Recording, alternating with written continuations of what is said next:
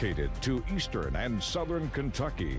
This is WYMT Mountain News This Morning. Good morning and a happy Wednesday to you, Mountain family. I'm Amelia Lee here on this May 21st. We are just about 1 minute away from 6:30 this morning, and it's also time to check in with meteorologist Megan Dusmall. Megan, we've had that fog, we've had that rain, but what do we have today? Any sunshine in the forecast? Well, we could see a little bit of that sun peeking out. There's the good news there. We're looking at some partly cloudy skies as we head into the afternoon. Unfortunately, though, there are some still slight chances of rain throughout the day. Keep a keyword on slight, though. Here's a look at that live pinpoint Doppler radar this morning. Just a little bit of rain right now as you're traveling into portions of Lee County, a little bit in Wise County, Virginia. Overall, a cloudy start to the day. And of course, as Amelia mentioned, a little bit of fog out there, so drive carefully.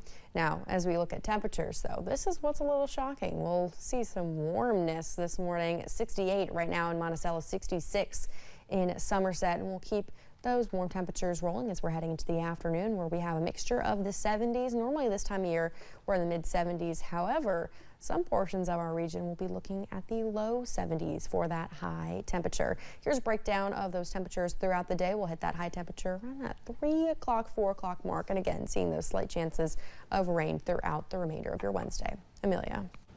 Thank you, Megan. Pictures and videos of Friday night severe weather continue to come in. This video on your screen now, sent in by Eric Weddle, shows how his Pulaski County building, which once housed AB training facility, is just blown apart. Jessica Umbro spoke with Weddle and with the owner of AB Training about their next steps towards building and recovery. When the dust settled in Pulaski County Saturday morning, Amber Bryant said she did not come across the pieces of her beloved AB training facility alone. I could see my children walking from any outlet that they could get to from the roadways to be here for the building, for the memories. When she says her children, Bryant means the nearly 2 decades worth of kids who have come to her gym as a safe haven, the ones who've signed their names on the exposed cement floor, the ones who take the bus to the gym after school. Building owner Eric Weddle says seeing Mother Nature's impact was surreal. Seeing what it could do with, this big thick steel and wadding it up and tossing it 150 feet over here into this other building, it was like watching something out of a movie that you'd never see because we're not used to that around these areas. For Weddle, it's a reminder of the strength of his faith. He works in such mysterious ways that my devotion this morning was about temporary things on earth and making sure that eternity is where we put our stock. The pair say one of the few things left untouched were 3 Bibles, a stack of business cards, and countless awards. Just a few awards bent out of shape. Miss Amber's always here. My doors will always swing open. Even if it's months from now. Their happy place and their second home will be rebuilt. We will. It'll happen. Bryant says all of her kids should know she's just a phone call away. In Pulaski County, Jessica Umbro, WKYT.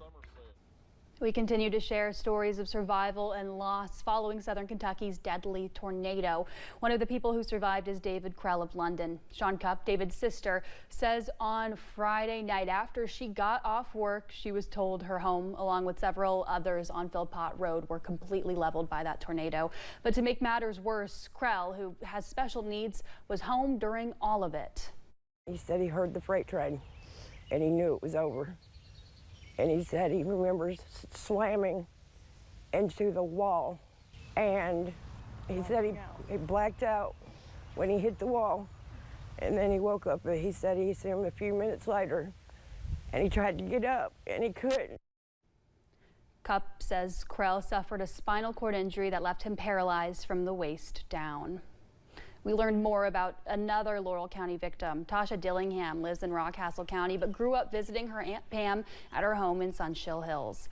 Her aunt, 67-year-old Pamela Mason, died in the tornado. Now Dillingham is trying to salvage what she can from where the home once stood. She says support from neighbors and strangers alike has just been overwhelming. There were so many people here digging through this things yesterday, and I mean, there was just lines of cars driving by saying, we have food, we have water, we have caffeine, everything. Dillingham says she's leaning on faith and family now as they try to figure out what's next. On this day of cleanup efforts, folks continue to keep their spirits up as neighbors work together to rebuild after the recent tornado. I have reaction from former WYMT anchor Danielle Smoot, who spoke with us after she survived the deadly tornado. In the Crooked Creek area of London, lives were forever changed as a tornado ripped through the region. On Friday night, Danielle Smoot watched the weather and got her family out of bed. But soon the Wi-Fi went out, so they relied only on what they could see as the storm went through. We realized that we had just lived through one of the biggest disasters of our time. At around 1 in the morning, she went outside, expecting to see heavy damage, but instead found her roof intact. It is just heart-wrenching. The moment I drove down my street and I saw my neighbors just wiped. And, you know, gratitude sets in, but you also think, gosh, you know, why were we so fortunate? Smoot saying it's one of the worst tornadoes since March 2nd, 2012, which ripped through the East Bernstadt area of Laurel County. Those memories still fresh in the minds of folks throughout the area. It hurts. It's hard to understand. So we have focused our efforts from here on just saying, all right, let's help everybody we can. People in London helped out during the recent flooding. Now, that favor is being returned. Here in London, some of those same people we helped has reached back out to us and said, all right, it's your turn. How can we help you now? And it's just been overwhelming, and I'm so thankful. Leaning on her faith and the power of prayer to move forward with her community. We can replace the earthly things. Just miracle after miracle of people who survived the storms, hiding out in the smallest of areas, everything around them being blown away. I don't know how you explain it. Holding on to hope. One man is counting his blessings despite having no place to call home after Friday night's tornado in Pulaski County. Jeremy Shank and his wife lived on this property since 2003, and this is what's left of their home. Despite the devastation, Shank says he and his family received overwhelming support beginning just hours after the storm. Before daybreak, you could hear chainsaws in both directions. And nobody called, nobody asked, everybody just piled in and they began to cut and clear, and they've brought us food and supplies and campers, trucks, trailers. This shirt is the only thing I own. Everything else somebody's brought and bought and gave to me new. The Shanks family plans to rebuild. Well, if you're looking to pitch in to help people impacted by the recent severe weather in both Laurel and Pulaski counties, a few local law enforcement offices are accepting donations. The Menifee County Sheriff's Office is collecting water bottles, cleaning supplies, and non-perishable food items. And the Corbin Police Department is also accepting items. This includes garbage bags, clothing, and food. You can drop off those donations at each office. A chemical leaked from a CSX railroad car in Greenup County, and it led to a shelter in place for homes very close to the rail yard in the Raceland area. Public safety officials say it's ammonia in their yard just off of US 23 in Flatwoods. The area affected is mainly on CSX property with the exception of the Meade 1st and 4th Street area. The hazmat situation happened around 8 o'clock yesterday morning, but we do understand the shelter in place is now lifted and US 23 in that area reopened. A Lincoln County man faces charges after being accused of possessing child sexual abuse material on his electronic device. After receiving a complaint, KSP's electronic crime branch launched an investigation. This led to 18-year-old Dalton Herbert ultimately being taken into custody. He was charged with 3 counts of possessing matter portraying a minor over the age of 12 in a sexual performance. A Floyd County man charged with attempted murder made an appearance in court. Ronald Ramsey is accused of shooting 2 people after an incident on May 10th on US 23. Now, here's some video we obtained of that scene. He was also charged with assault and wanton endangerment. Yesterday, Ramsey waived his hearing, and now the case will be sent to a grand jury for a possible indictment.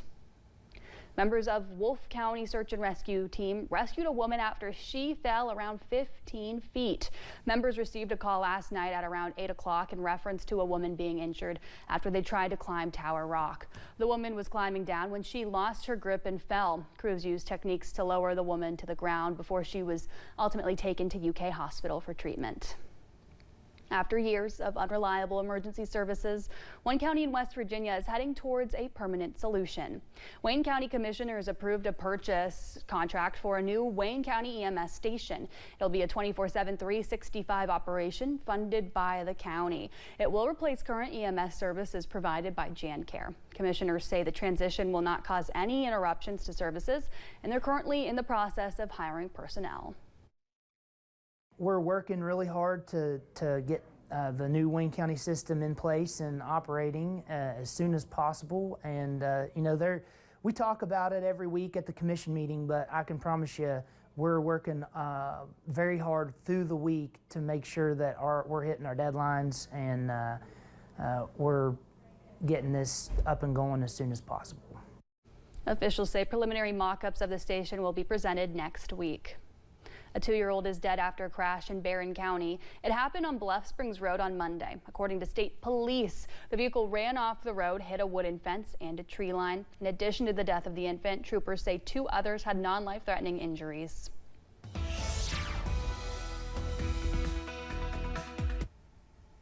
Temperatures this morning are in the 60s across the region. We will see some warmth as we're heading into the afternoon, getting those temperatures into the 70s, a mixture of the low and mid 70s with some pop out upper 70s for the day. Now we are looking at live pinpoint Doppler radar, looking nice and clear, although cloudy, and we do have patches of fog, but we will have some slight chances of rain throughout the day. Speaking of, here's a look at that bus stop forecast on the way to school. We're looking at cloudy skies with temperatures in the mid 60s. By the time you're heading home, that's when you can start to see some chances of sprinkle as you're heading back, with temperatures in the 70s and partly cloudy skies.